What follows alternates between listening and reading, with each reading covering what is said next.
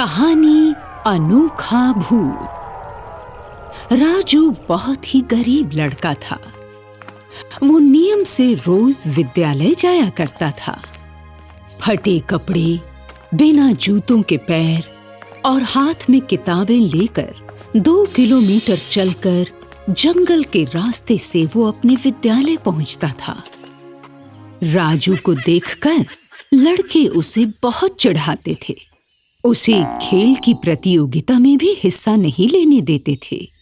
एक दिन वो विद्यालय में हो रही क्रिकेट की प्रतियोगिता देख रहा था और मन ही मन सोच रहा था कि काश मेरे पास भी क्रिकेट का किट होता, पहनने के लिए अच्छे कपड़े होते, अपना बल्ला और गेंद होता तो मैं भी क्रिकेट खेलता, बहुत मजे करता। ऐसा सोचते हुए मन ही मन खुद को कोसता रहता। प्रतियोगिता देखकर जब राजू घर आया तो उसे उदास देखकर उसकी माँ सविता ने पूछा, क्यों बेटा राजू, आज बड़े उदास दिखाई दे रहे हो? क्या बात है बेटा? नहीं माँ, कोई बात नहीं है, थोड़ा सा थक गया हूँ इसलिए चुप था। बता बेटा बता, अच्छे बच्चे अपनी माँ से कुछ नहीं छिपाते। पहले तो तू मुझसे कुछ भी नहीं छिपाता था, और आज कैसे थक गया? कुछ बोलता क्यों नहीं?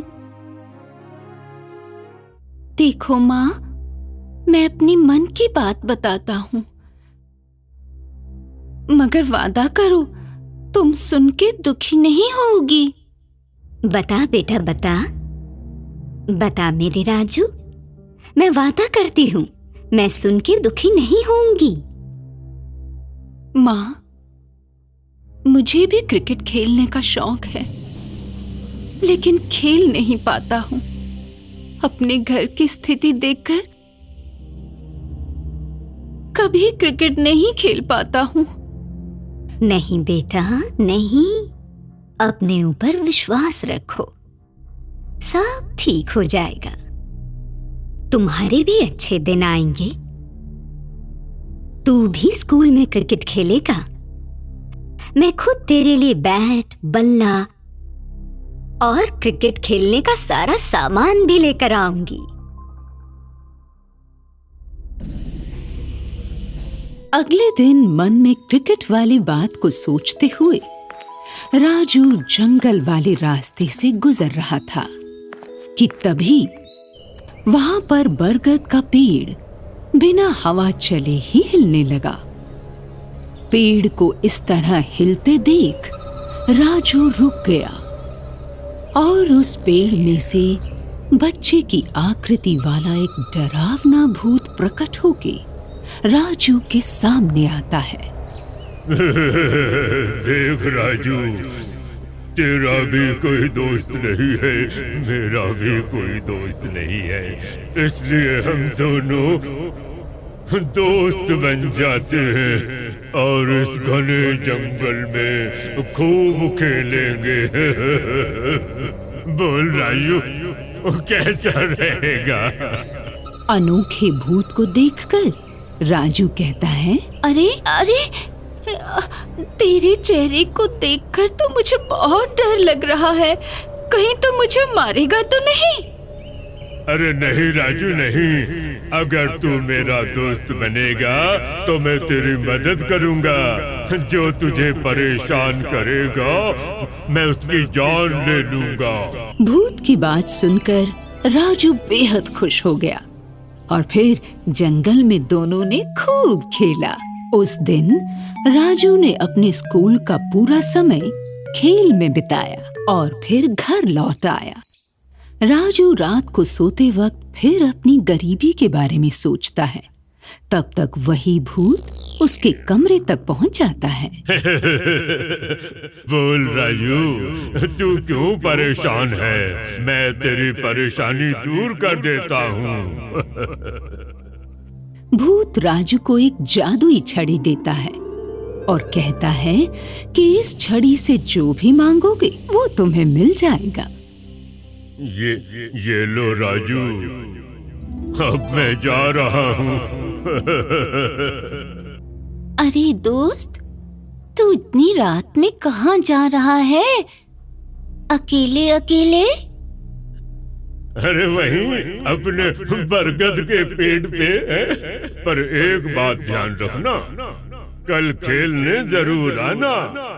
और हाँ, छड़ी और मेरे बारे में किसी को कुछ मत बताना, नहीं तो मैं तुम्हारा दुश्मन बन जाऊंगा, तुम्हें मार दूंगा। भूत राजू से ये सारी बातें कहकर गायब हो जाता है। तो राजू सोचता है, देखता हूँ इस छड़ी का कमाल, वो भूत सही कह रहा था या गलत। ऐसा सोचकर राजू जादुई छड़ी से कहता है, ए जादुई छड़ी, दिखा दे अपना कमाल और कर दे मुझे माला माल। छड़ी से इतना कहते ही छड़ी का रंग लाल हो जाता है और छड़ी उसे सोने से भरा एक थैला देती है, जिसे देखकर राजू बहुत खुश होता है। सुबह होते ही वो सोने का थैला अपने पिताजी को देता है। तो उसके पापा उससे पूछते हैं, अरे राजू बेटा, ये बैग कहाँ से आया? पापा, ये बैग मुझे स्कूल से आते समय रास्ते में मिला था। राजू के पापा उस थैले में से धीरे धीरे सोना शहर में बेचते हैं और कुछ ही दिनों में अच्छा सा घर बनवाकर गांव के सबसे अमीर व्यक्ति बन जाते हैं। गांव का मुखिया अपने मन में सोचता है कि राजू का पिता हरिया एकाएक इतना अमीर कैसे हो गया, जरूर कोई गलत काम करता होगा। आज तो शाम को चौपाल पर बुलाकर उससे पूछना ही पड़ेगा। मुखिया शाम को चौपाल पर हरिया को बुलाता है। हरिया, तू सच सच बता, इतना धन कहां से लाया? क्या तेरे खेत में सोना उगना शुरू हो गया है? नहीं नहीं मुखिया जी, ये तो राजू ही बता सकता है ये बैग कहाँ से आया है। मुखिया राजू को बुलाते हैं और उससे पूछते हैं, हाँ तो राजू, तू ये बता, तो इतना धन कहां से लाया? मुखिया के पूछते ही भूत चौपाल पर आ जाता है, जो केवल राजू को ही दिखता है। वो राजू से कहता है, राजू, ये सब गांव वाले तुमसे चिढ़ने लगे हैं। ना तो छड़ी के बारे में बताना और ना मेरे बारे में। हाँ, तो इनसे कुछ मत कहना, मैं अपने आप निपट लूंगा, मैं इनसे अपने आप निपट लूंगा। मुखिया कहता है, तो खड़ा खड़ा क्या देख रहा है राजू, तू सही सही बता, नहीं तो तुझे और तेरे पिता को ऐसा दंड दूंगा कि तू याद रखेगा। मुखिया की बात सुनकर राजू कहता है, मैं आपकी बातों से डरने वाला नहीं हूँ। मैं कहाँ से धन लाता हूँ किसी को बताने वाला नहीं हूँ। अगर मैंने ये बता दिया तो गांव में भूचाल आ जाएगा, तुम सारे मारे जाओगे। मुखिया आदेश देते हुए बोलते हैं, गांव वालों, इन दोनों को तुम पेड़ से बांध दो और तब तक कोड़े बरसाओ जब तक ये सच ना बता दें। मुखिया जी का आदेश सुनते ही गांव वाले राजू और हरिया को पेड़ से बांध देते हैं और जैसे ही उन्हें कोड़ा मारते हैं कि तभी भूत आ जाता है। वो जिसको भी मारता है उसकी मृत्यु हो जाती है। भूत ने अब बड़ा डरावना रूप ले लिया था। गांव वालों, मैं तुमको नहीं छोड़ूंगा, एक एक को मार दूंगा। तुम लोगों ने बेगुनाहों को बांधकर अच्छा नहीं किया, अब कोई नहीं बचेगा। भूत के इतना कहते ही गांव में आग लग जाती है। भूत राजू और उसके पिता को अपने साथ लेकर बरगद के पेड़ पर आ जाता है और उनसे कहता है, राजू, तुम दोनों यहाँ पर सुरक्षित हो। अब देखो मैं गांव वालों को क्या मजा चखाता हूँ। अब तो भूत ने उस गांव के एक आदमी को रोजाना खाना शुरू कर दिया, जिसे देखकर राजू और हरिया भी डर गए। उन्हें डरा देखकर भूत कहता है, राजू, तुम दोनों यहाँ से घर जाओ। मैं तुम लोगों का घर नहीं जलाऊंगा, लेकिन गांव वालों को बिल्कुल नहीं छोड़ूंगा। एक एक को मार डालूंगा। भूत की बात सुनकर राजू और हरिया अपने घर चले जाते हैं और भूत बरगद के पेड़ से उतरकर गांव पहुंचता है। गांव में उसके आते ही तेज हवाएं बहने लगती हैं। सभी लोगों के दरवाजों पर पत्थर पड़ने लगते हैं। ये देखकर मनोहरपुर गांव के सभी लोग डर जाते हैं। वो आवाज रात भर वहां के लोगों को डरा रही थी। जो भी घर से बाहर निकलता वो भूत उसे ही मार कर खा जाता। सुबह होते ही जब वातावरण शांत हुआ तो गांव भर के लोग मुखिया के घर के पास चौपाल पर पहुंचे। देखो भाइयों, तुम्हें कुछ करना ही पड़ेगा। कल रात इसने 3 आदमियों को मार के खाया और न जाने कितने आदमियों को मारकर खाएगा। मुखिया जी, लगता है उस भूत के डर से अब गांव छोड़कर भागना ही पड़ेगा। नहीं, हम गांव में अपना सब कुछ छोड़कर कैसे भाग जाएंगे? उस भूत का राजू ही कुछ कर सकता है। जाओ, राजू और हरिया को बुला कर लाओ। जी प्रधान जी, मैं अभी बुला कर लाता हूँ।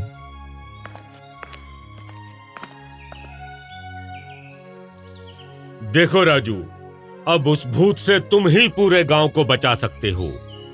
कैसे बचाओगे उसके बारे में तुम्हें पता होगा। हम कुछ नहीं समझ पा रहे हैं। तुम बहादुर बच्चों की तरह भूत से लड़ो और उसके विनाश से गांव को बचाओ। पूरी पंचायत तुमसे माफी मांगती है। अब कभी तुमसे तुम्हारी संपत्ति के बारे में नहीं पूछा जाएगा। मुखिया की बात सुनकर राजू सोच में पड़ जाता है। वो अपनी जादुई छड़ी लाता है और उससे कहता है, ओ जादुई छड़ी, तुम भूत को बुलाकर उसे बहुत मारो। वो सारे गांव वालों को सता रहा है। राजू के इतना कहते ही जादुई छड़ी के चमत्कार से वो भूत वहां आ जाता है, जिसे मार मार कर जादुई छड़ी अधमरा कर देती है और फिर खुद भी गायब हो जाती है। सारे गांववासी राजू की जय जयकार करते हैं और भूत कहता है, गांव वालों, आप लोगों को पता नहीं, मैंने पिछले जन्म में राजू से कर्जा लिया था और इस जन्म में राजू गरीब हुआ, इसलिए मैंने उसे सोने की थैली दी और मैं कर्ज से मुक्त हुआ और मुझे भूत योनि से भी मुक्ति मिल गई है। राजू मेरे दोस्त, मैं जा रहा हूँ।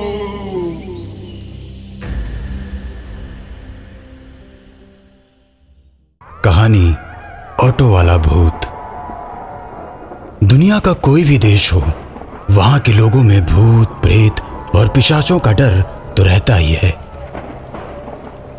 कुछ लोग इन भूत, प्रेत, पिशाचों को मानते हैं और कुछ लोग इसे बस मन का वहम बताते हैं। लेकिन जब उनका सामना किसी ऐसी शक्ति से होता है जिस पर उनका बस नहीं चलता, तो अंत में उन्हें मानना ही पड़ता है कि इस संसार में भूत, प्रेत और पिशाच हैं और उनका अस्तित्व भी है। जिस तरह हम रहते हैं उसी तरह उनके भी रहने का कोई न कोई ठिकाना जरूर होता है।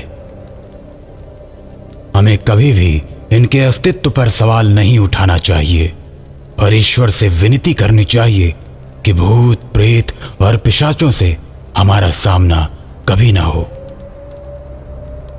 अंधेरी रेलवे स्टेशन पर हमेशा की तरह आज भी भीड़ थी। लोग स्टेशन से बाहर आते और बस में बैठकर अपने अपने घर चले जाते। रमेश और उसका दोस्त कमलेश रोज शाम को सीरियल की शूटिंग से वापस आते। ऑटो से घर जाने के लिए पैसा ज्यादा लगता, इसलिए वो लोग हर रोज शाम को बस से अपने घर जाते। एक दिन उन्हें शूटिंग से आने में देर हो गई। उस समय तक सारी बसें बंद हो चुकी थी। अब उनके पास 2 रास्ता था। पहला कि वो पैदल जाएं और दूसरा कि वो ऑटो करके जाएं। रात काफी हो चुकी थी। अगर वो पैदल जाते तो उन्हें घर जाने में काफी समय लग जाता और अगले दिन सुबह उन्हें शूटिंग के लिए देर हो जाती। इसलिए उन दोनों ने ऑटो से जाने का फैसला किया। लेकिन जब वो ऑटो स्टैंड गए तो वहां कोई ऑटो वाला नहीं दिख रहा था। पास खड़े एक आदमी से पूछने पर पता चला कि आज ऑटो ड्राइवरों का स्ट्राइक है। यार ये क्या तमाशा है? ऑटो स्ट्राइक का मतलब ये थोड़ी है कि एक भी ऑटो ना चलाओ। हमारे जैसा आदमी तो परेशान ही हो जाएगा। इन लोगों को ऐसा नहीं करना चाहिए। यार कितने दिनों बाद तो आज हम ऑटो में बैठने वाले थे और आज ही ऑटो नहीं चल रहा। तभी उन्हें एक ऑटो वाला आता हुआ दिखाई देता है और वो उसे रोकता है। अरे भैया, अरे सुनो सुनो सुनो, महाडा 4 बंगला चलोगे क्या? हाँ जी जरूर चलेंगे, क्यों नहीं चलेंगे। दोनों ऑटो में बैठ जाते हैं। इस समय रोड पर न कोई ऑटो न कोई बस, एकदम शांत सड़क। रात की ठंडी हवा उनके कानों को छू रही थी। लेकिन आज तो बंदी है ना, फिर आप कैसे ऑटो चला रहे हैं भैया? मैं इन ऑटो स्ट्राइक के चक्कर में नहीं पड़ता और किसी में दम भी नहीं जो मुझे रोक सके। भाई साहब आप तो बड़े दमदार आदमी हो। भाई मैं दमदार आदमी तो हूँ और मुझे किसी से डर भी नहीं लगता। ऑटो वाले की बात सुनकर कमलेश को मजाक सूझती है। भाई भूत से भी डर नहीं लगता। अब भूत की क्या बात करते हो भाई? छोड़ो ना भूत की बात, कोई और बात करो। इतना सुनकर कमलेश ऑटो ड्राइवर पर खूब हंसता है। क्या भाई इतना डरते हो? भूत भूत अरे कुछ नहीं होता, मैं तो ऐसे ही मजाक कर रहा था। दोनों को लगा कि ऑटो ड्राइवर छोटे दिल का है, इसलिए भूत का नाम सुनते ही डरने लगा है कि तभी ऑटो का पहिया एक गड्ढे में पड़ जाता है और ऐसा झटका लगता है कि रमेश आगे लुढ़क जाता है। रमेश की नजर ऑटो ड्राइवर के पैर पर पड़ती है तो पैर देखकर रमेश के होश उड़ जाते हैं, क्योंकि ऑटो ड्राइवर के पैर उल्टे थे। उसे डर लगने लगता है क्योंकि बचपन में उसने सुना था कि चुड़ैलों और भूतों के पैर उल्टे होते हैं। लेकिन कमलेश इस बात से अभी भी अनजान है। रमेश कमलेश को सच्चाई बताकर दोनों बचकर निकल जाना चाहते हैं।